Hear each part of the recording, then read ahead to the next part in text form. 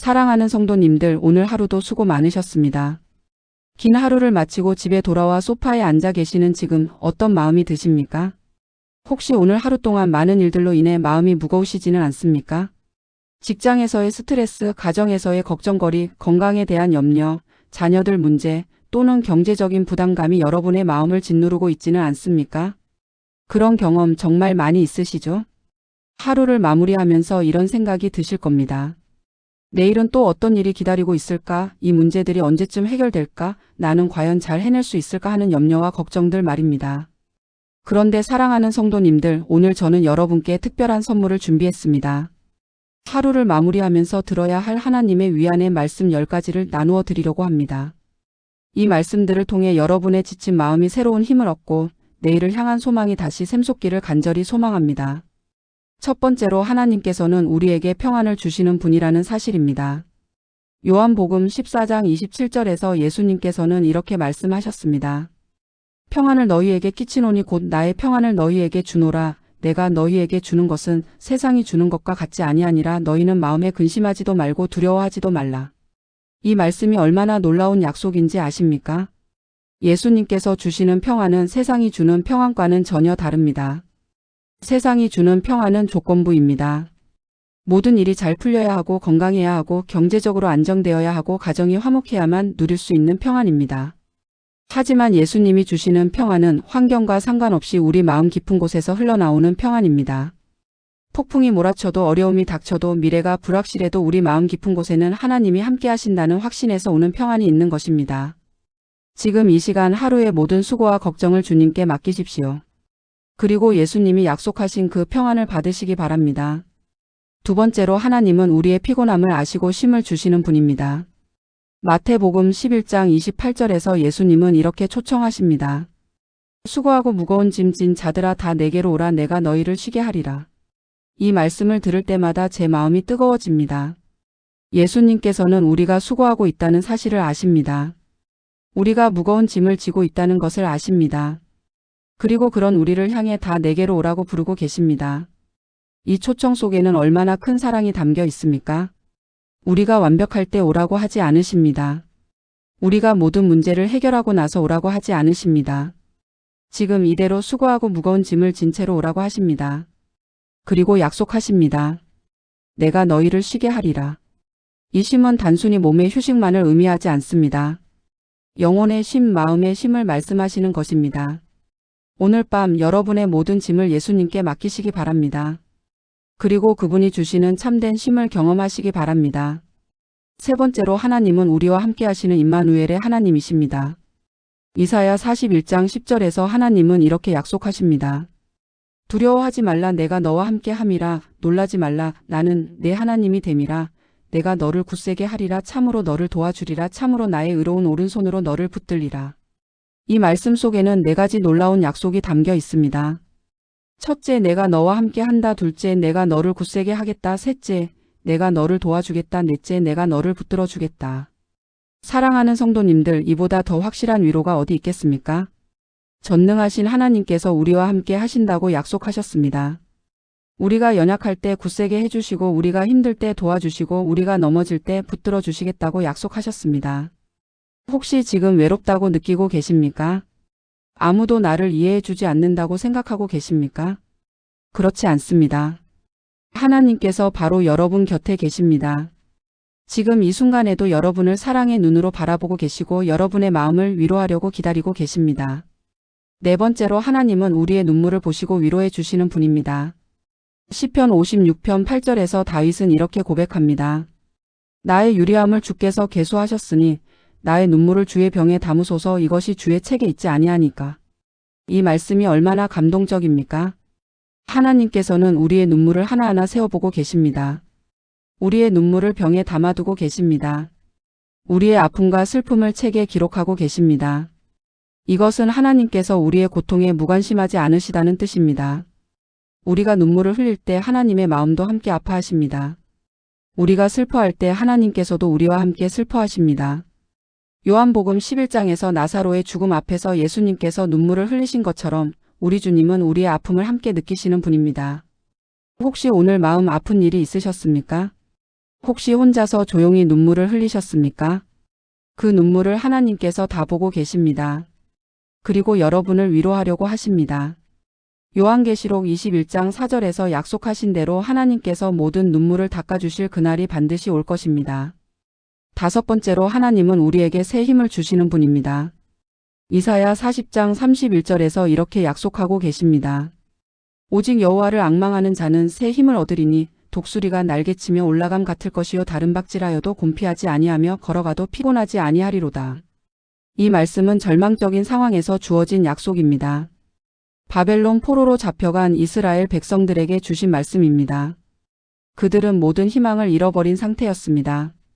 조국도 성전도 다 잃어버렸습니다. 하지만 바로 그런 상황에서 하나님께서는 새로운 소망의 메시지를 주셨습니다. 오직 여호와를 앙망하는 자는 새 힘을 얻는다. 여기서 앙망한다는 것은 단순히 기다린다는 뜻이 아닙니다. 하나님을 신뢰하며 그분의 때를 기다린다는 뜻입니다. 하나님의 선하심을 믿고 그분의 계획을 신뢰한다는 뜻입니다. 그럴 때 하나님께서는 우리에게 새 힘을 주십니다. 독수리가 날개를 펼치고 높이 올라가는 것처럼 우리도 모든 어려움을 뛰어넘을 수 있는 힘을 주십니다. 지금 너무 피곤하고 지치셨습니까? 더 이상 갈 힘이 없다고 느끼고 계십니까? 하나님을 바라보십시오. 그분을 신뢰하십시오. 그러면 새로운 힘이 솟아날 것입니다. 여섯 번째로 하나님은 우리의 미래를 책임져 주시는 분입니다. 예레미야 29장 11절에서 하나님은 이렇게 선언하십니다. 여호와의 말씀이니라 너희를 향한 나의 생각을 내가 아나니 평안이요 재앙이 아니니라 너희에게 미래와 희망을 주는 것이니라. 이 말씀도 절망적인 상황에서 주어진 약속입니다. 바벨론의 포로로 잡혀간 유대인들에게 주신 말씀입니다. 그들은 70년 동안 이국 땅에서 살아야 했습니다. 하지만 하나님께서는 그들에게 미래에 대한 소망을 주셨습니다. 하나님의 계획은 평안이요 재앙이 아니라고 하셨습니다. 미래와 희망을 주시겠다고 약속하셨습니다. 사랑하는 성도님들, 이것이 우리를 향한 하나님의 마음입니다. 하나님께서는 우리에 대해 선한 계획을 가지고 계십니다. 비록 지금은 그 계획이 보이지 않을 수도 있습니다. 때로는 왜 이런 일들이 일어나는지 이해할 수 없을 수도 있습니다. 하지만 하나님의 계획은 언제나 우리의 유익을 위한 것입니다. 우리에게 미래와 희망을 주시려는 것입니다. 내일이 걱정되십니까? 앞으로의 일이 염려되십니까? 하나님을 신뢰하십시오. 그분이 우리의 미래를 책임져 주실 것입니다.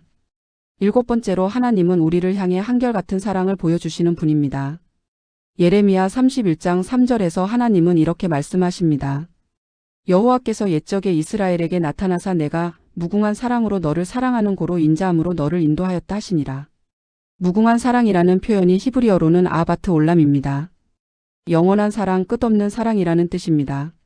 하나님의 사랑은 우리의 행위나 조건에 따라 변하지 않습니다.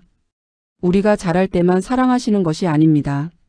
우리가 실수할 때도 넘어질 때도 심지어 하나님을 원망할 때도 여전히 사랑하십니다. 로마서 8장 38절부터 39절에서 바울은 이렇게 고백합니다.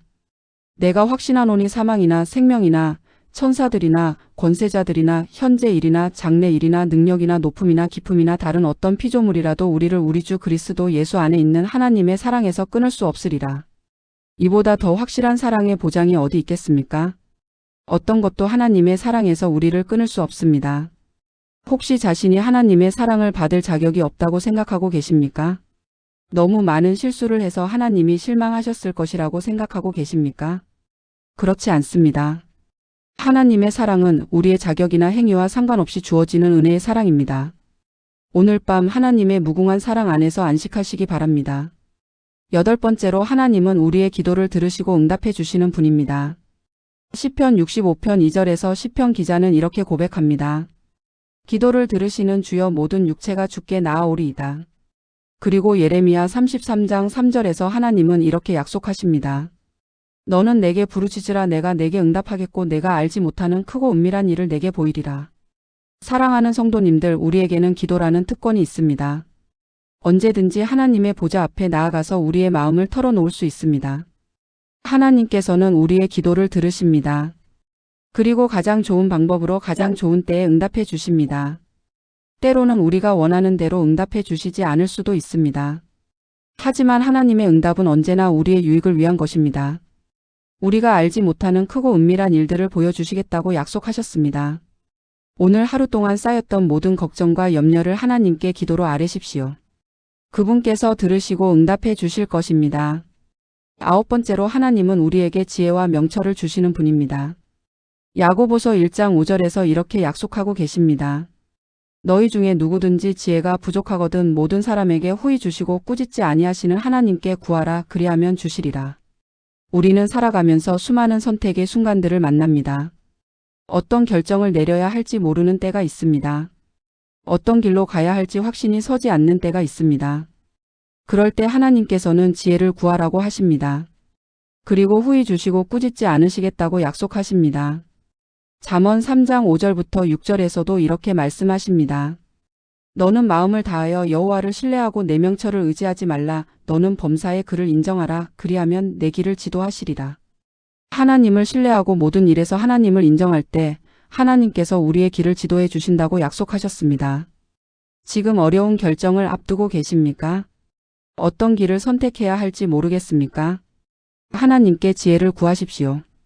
그분께서 가장 좋은 길로 인도해 주실 것입니다. 10번째로 하나님은 우리에게 영원한 소망을 주시는 분입니다. 고린도후서 4장 17절부터 18절에서 바울은 이렇게 고백합니다. 우리가 잠시 받는 환난에 경한 것이 지극히 크고 영원한 영광에 중한 것을 우리에게 이루게 함이니 우리가 주목하는 것은 보이는 것이 아니요 보이지 않는 것이니 보이는 것은 잠깐이요 보이지 않는 것은 영원함이라. 이 세상의 모든 고통과 어려움은 일시적입니다. 아무리 큰 문제라도 영원하지 않습니다. 하지만 하나님이 주시는 소망과 영광은 영원합니다. 요한계시록 21장 3절부터 4절에서 요한은 이런 환상을 봅니다. 내가 들으니 보좌에서 큰 음성이 나서 이르되 보라 하나님의 장막이 사람들과 함께 있음에 하나님이 그들과 함께 계시리니 그들은 하나님의 백성이 되고 하나님은 친히 그들과 함께 계셔서 그들의 하나님이 되시리라. 모든 눈물을 그 눈에서 닦아주시니 다시는 사망이 없고 애통하는 것이나 곡하는 것이나 아픈 것이 다시 있지 아니하리니 처음 것들이 다 지나갔음이로라. 이것이 우리가 가진 궁극적인 소망입니다. 하나님께서 모든 것을 새롭게 하실 그날이 올 것입니다. 모든 눈물을 닦아주시고 모든 아픔을 치유해 주실 것입니다.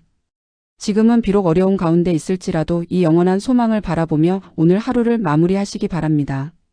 사랑하는 성도님들, 지금까지 하나님의 위안의 말씀 10가지를 함께 나누었습니다. 첫째, 하나님은 우리에게 평안을 주시는 분입니다. 둘째, 하나님은 우리의 피곤함을 아시고 쉼을 주시는 분입니다. 셋째, 하나님은 우리와 함께 하시는 임마누엘의 하나님이십니다. 넷째, 하나님은 우리의 눈물을 보시고 위로해 주시는 분입니다. 다섯째, 하나님은 우리에게 새 힘을 주시는 분입니다. 여섯째, 하나님은 우리의 미래를 책임져 주시는 분입니다. 일곱째, 하나님은 우리를 향해 한결같은 사랑을 보여주시는 분입니다. 여덟째, 하나님은 우리의 기도를 들으시고 응답해 주시는 분입니다. 아홉째, 하나님은 우리에게 지혜와 명철을 주시는 분입니다. 열째, 하나님은 우리에게 영원한 소망을 주시는 분입니다. 이 말씀들이 여러분의 마음에 깊이 새겨지기를 바랍니다. 오늘 밤 잠자리에 들기 전에 이 말씀들을 다시 한번 묵상해 보시기 바랍니다. 그리고 하나님의 위로와 평안을 경험하시기 바랍니다.